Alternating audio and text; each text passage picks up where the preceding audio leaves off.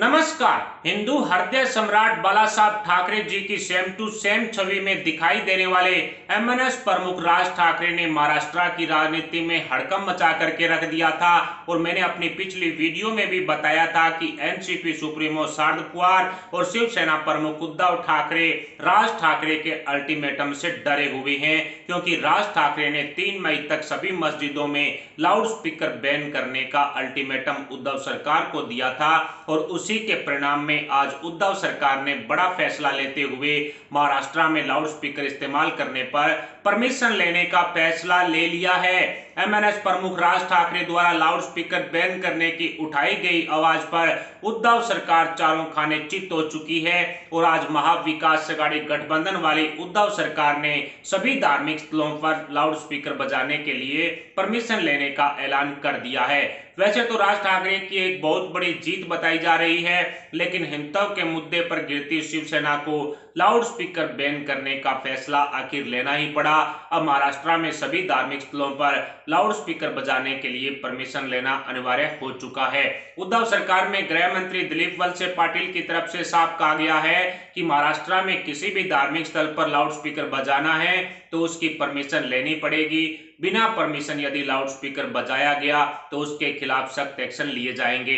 हिंदुत्व के मुद्दे पर गिरी उद्धव सरकार को आखिर एमएनएस प्रमुख राज ठाकरे के अल्टीमेटम के सामने झुकना ही पड़ा। गौरतलब रहे कि एमएनएस प्रमुख राज ठाकरे ने 3 मई तक सभी मस्जिदों पर लाउड स्पीकर बैन करने का अल्टीमेटम उद्धव सरकार को दिया था और साथ ही कहा था कि 3 मई तक लाउड स्पीकर बंद नहीं किए गए तो फिर सभी मस्जिदों के सामने एमएनएस के कार्यकर्ता लाउड स्पीकर में हनुमान चालीसा पढ़ेंगे। इसी अल्टीमेटम के अनुसार एमएनएस प्रमुख राज ठाकरे ने हिंदू हृदय सम्राट श्री बाला साहब ठाकरे जी के गेटअप में पुणे के एक मंदिर में महाआरती का आयोजन भी किया था, जो एक तरह से राज ठाकरे की तरफ से शक्ति प्रदर्शन भी था। उसी शक्ति प्रदर्शन और महाआरती में जुटी भीड़ को देखते हुए उद्धव सरकार ने आज बड़ा फैसला ले लिया है। लेकिन उद्धव सरकार के इस फैसले से एनसीपी और कांग्रेस के वोट बैंक पर क्या असर पड़ेगा, ये तो आने वाला वक्त ही बताएगा। परंतु मौजूदा हालात के अनुसार राज ठाकरे के अल्टीमेटम के सामने उद्धव सरकार ने घुटने टेक दिए हैं। हालांकि सुप्रीम कोर्ट के आदेशानुसार ऊंची आवाज में लाउड स्पीकर बजाना पहले से ही बंद था, लेकिन सुप्रीम कोर्ट के इस आदेश की कड़ाई से पालना नहीं होती थी।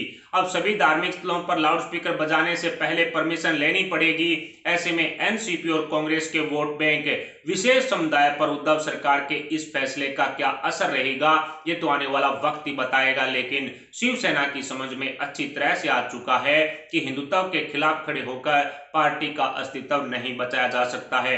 और राज ठाकरे हिंदुत्व के मुद्दे पर एक मजबूत चेहरे के रूप में उभरते हुए साफ साफ दिखाई दे रहे हैं। एमएनएस प्रमुख राज ठाकरे की हिंदुत्व के मुद्दे पर मजबूत होती राजनीतिक जमीन को खिसकाने के लिए उद्धव सरकार की तरफ से लाउड स्पीकर को लेकर यह बड़ा फैसला लिया गया है। उखाड़ दिया वाले पत्रकार और शिवसेना के बोंपू संजय राउत अपने बेतुके बयानों की वजह से लगातार एमएनएस प्रमुख राज ठाकरे के निशाने पर थे। और इसी क्रम में एमएनएस के कार्यकर्ताओं ने संजय राउत के खिलाफ विरोध प्रदर्शन भी किए।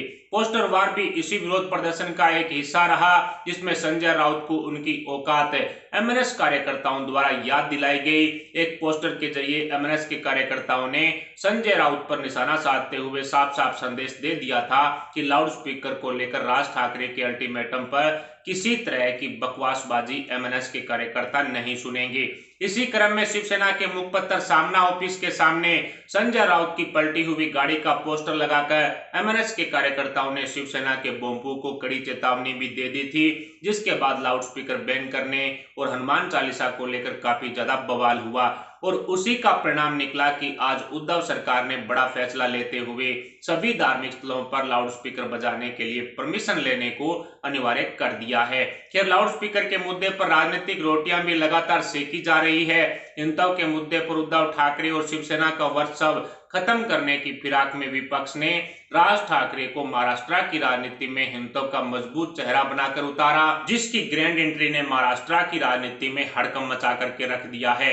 महाराष्ट्र नवनिर्माण सेना और शिवसेना के नेताओं में लगातार हरी टोपी वाले बाबू जैसे बयान भी दिए जा रहे हैं। कभी संजय राउत एमएनएस प्रमुख राज ठाकरे को बीजेपी का बोंपू और महाराष्ट्र का ओवैसी बता देते हैं, तो कभी हिंदू मुस्लिम का मुद्दा तूल पकड़ता हुआ दिखाई देता है। लेकिन उद्धव सरकार की तरफ से आज लाउड स्पीकर को लेकर परमिशन अनिवार्य करने का जो बड़ा फैसला लिया गया है, उससे महाराष्ट्र की राजनीति ही नहीं बल्कि महाविकास आघाड़ी गठबंधन में भी हड़कंप मच गया है, क्योंकि अघाड़ी गैंग का एक बड़ा धड़ा उद्धव सरकार के इस फैसले का कभी भी स्वागत नहीं करेगा और उसी का परिणाम निकलेगा कि जिस तरह से एमएनएस से 35 मुस्लिम नेताओं ने इस्तीफा देकर राज ठाकरे को एक बड़ा संदेश दिया था, उसी तरह से एक बड़ी फेरबदल अघाड़ी गैंग में भी देखने को मिल सकती है। खैर, राज ठाकरे की पार्टी महाराष्ट्र नवनिर्माण सेना के कार्यकर्ताओं की आज एक बहुत बड़ी जीत हुई है, जो हिंदुत्व के मुद्दे पर राज ठाकरे की ग्रैंड एंट्री के रूप में सेलिब्रेट की जा रही है। लेकिन उद्धव सरकार के इस फैसले से सोनिया सेना कतई खुश नहीं होगी। निश्चित तौर पर एनसीपी सुप्रीमो शरद पवार की तारीफों के कसीदे कांग्रेस के नेताओं द्वारा पढ़े जा रहे हैं। उद्धव ठाकरे को उखाड़ फेंकने की मुहिम भी कांग्रेस नेताओं ने शुरू की है और शिवसेना और कांग्रेस के नेताओं में काफी ज्यादा दरार भी पड़ी हुई है। कभी यूपीए अध्यक्ष की गद्दी पर शरद पवार को बैठाने की कोशिश है वो शिवसेना की तरफ से की जा रही है, तो कभी कांग्रेस के नेताओं द्वारा उद्धव ठाकरे को हटाकर एनसीपी सुप्रीमो शरद पवार को मुख्यमंत्री बनाने की जो मुहिम है वो शुरू की जा रही है। ऐसे में कहा जा सकता है कि उद्धव सरकार के इस फैसले से कांग्रेस और एनसीपी के वोट बैंक में नाराजगी होना निश्चित है और उसी नाराजगी के चलते कहीं ना कहीं उद्धव सरकार पर जो गलत प्रभाव पड़ेंगे, जिस तरह से राज ठाकरे ने हिंदुत्व के मुद्दे पर महाराष्ट्र की राजनीति में अपने पैर मजबूत किए हैं, उससे उद्धव ठाकरे को एक बहुत बड़ा झटका लगता हुआ साफ साफ दिखाई दे रहा है। इससे किसको नुकसान होगा ये तो आने वाला वक्त बताएगा। उद्धव सरकार के इस फैसले से एक समुदाय विशेष के लोगों द्वारा उद्धव सरकार के खिलाफ विरोध होना, उनके खिलाफ रोष व्याप्त होना निश्चित है। लेकिन जिस तरह से उद्धव सरकार ने यह फैसला लिया है, उससे ऐसा लग रहा है कि उद्धव ठाकरे राज ठाकरे की ग्रैंड एंट्री से डर चुके हैं। उद्धव ठाकरे का साथ अब कौन देगा, कौन नहीं देगा, कौन साथ छोड़ेगा, कौन साथ रहेगा, ये तो आने वाला वक्त बताएगा। लेकिन महाविकास आघाड़ी गठबंधन में एनसीपी, कांग्रेस, शिवसेना तीनों ही पार्टियों के नेताओं में आपसी दरार पहले से ही पड़ी हुई थी।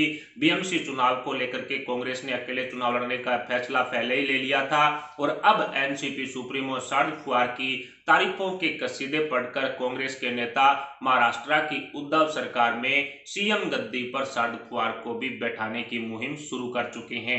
ऐसे में कहा जा सकता है कि कांग्रेस के जो 22 विधायक महाराष्ट्र से फरार होकर के दिल्ली पहुंचे थे, 10 जनपद पर सोनिया गांधी से जिन्होंने मुलाकात की थी, उन्होंने वापस संदेश भेजते हुए शरद पवार को सीएम गद्दी पर बैठाने की मुहिम शुरू की और उसी का परिणाम रहा कि कांग्रेस की नेता यशोमती ठाकुर की तरफ से शरद पवार को सीएम गद्दी सौंपने की मुहिम शुरू कर दी गई।